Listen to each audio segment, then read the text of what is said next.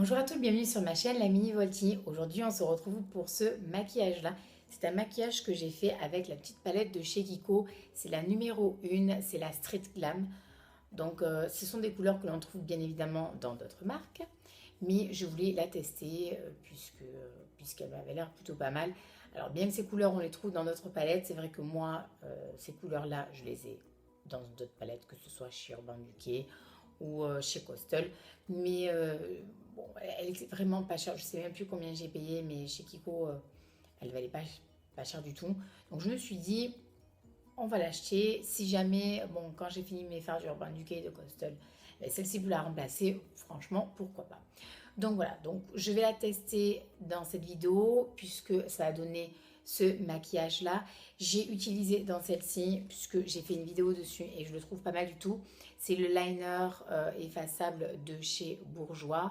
Et il y a aussi une nouveauté au niveau du, du rouge à lèvres, puisque en ce moment je teste Kiko, puisque il faut bien, voilà. Donc le rouge à lèvres de chez Kiko que vous allez voir, et le nouveau mascara que j'ai acheté, qui est aussi de chez Kiko, que vous avez vu déjà dans d'autres vidéos, puisque j'ai fait le comparatif des différents mascaras dans ma dernière vidéo. Donc voilà, je vous laisse regarder ma vidéo, on se retrouve à la fin pour vous dire exactement ce que j'en pense ou pas, et si ces fards ont de la tenue ou pas.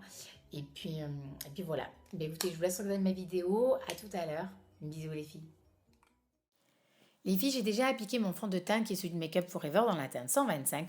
Donc je commence maintenant par tout simplement mon contouring. Donc c'est le Dream Sun de chez Maybelline dans la teinte numéro 2. C'est la brunette brune. J'ai hésité avec le Sun Club de chez Essence dans la teinte 2 puisque c'est le Sunny. Les deux sont bien, les deux sont légers. J'ai fait des vidéos dessus, donc regardez-les si vous le souhaitez pour vous faire votre propre avis. Là, je vous montre les trois bases. Il me semble qu'il y en a quatre, mais bon, moi je dis que ces trois-là de chez Urban Decay. Donc moi, je prends l'original, puisque c'est ma préférée. Et puis quand j'arriverai au milieu du tube, je racheterai une des deux autres, puisque le temps que je tue le tube, à mon avis, les poules auront des dents. Donc voilà, donc j'ai le temps. Donc j'utilise à fond.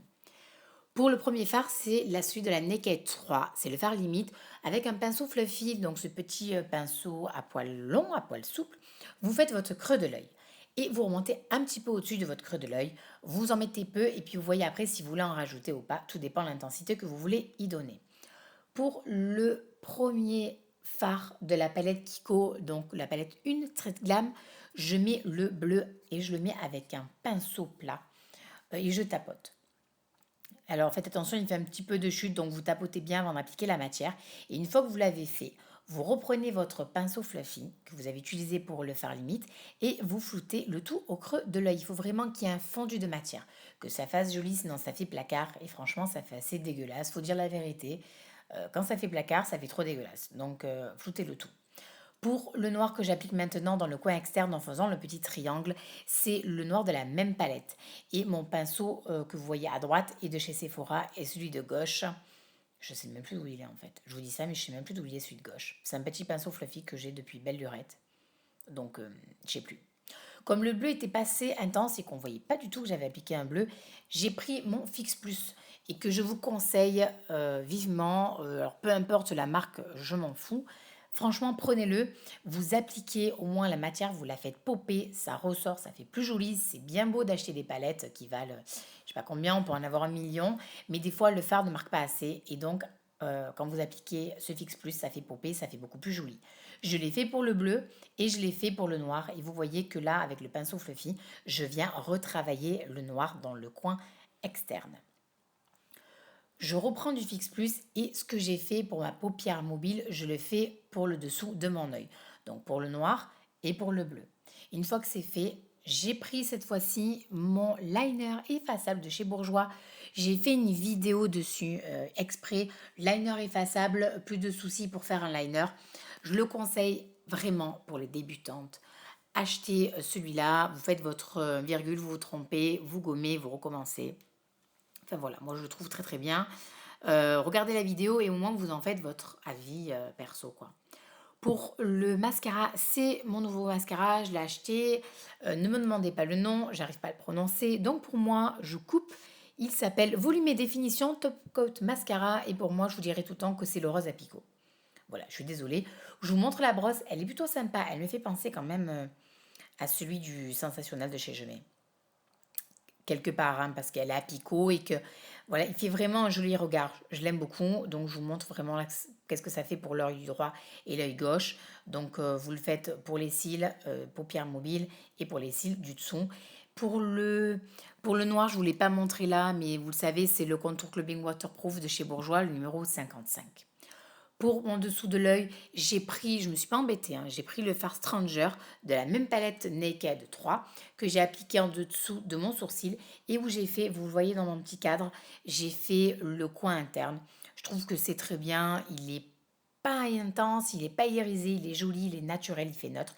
Et vu que j'ai déjà des couleurs assez marquées, assez franches, donc je me suis pas plus embêtée quoi. Pour mes sourcils, j'ai pas changé, je sais, on va me critiquer, mais en gros, je m'en fous. Je prends ma palette Naked 1 et c'est mon fard Naked, tout simplement, avec mon pinceau biseauté et mon Fix Plus.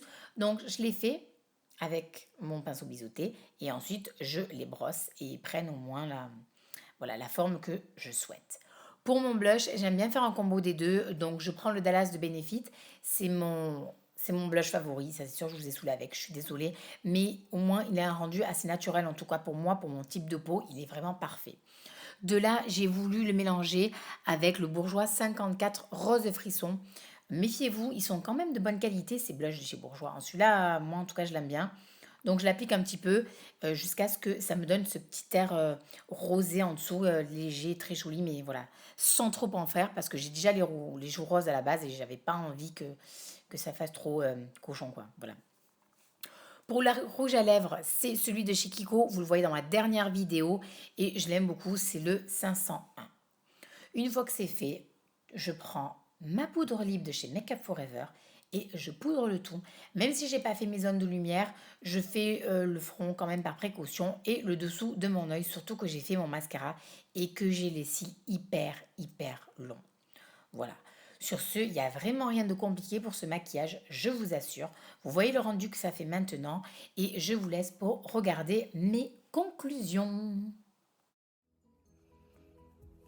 Donc voilà les filles, alors cette vidéo est terminée. J'espère que vous avez pu voir exactement au niveau de l'application que c'était un petit peu galère. En fait, les fards ne sont pas du tout pigmentés. Alors là, on voit bien, on peut penser qu'ils sont irisés, mais en fait, non. Non, et encore, avec la pigmentation là qui ressort, c'est simplement parce que j'ai mis du Fix Plus. Alors, je vous conseille vraiment, et je vous le dis dans la vidéo, d'en avoir.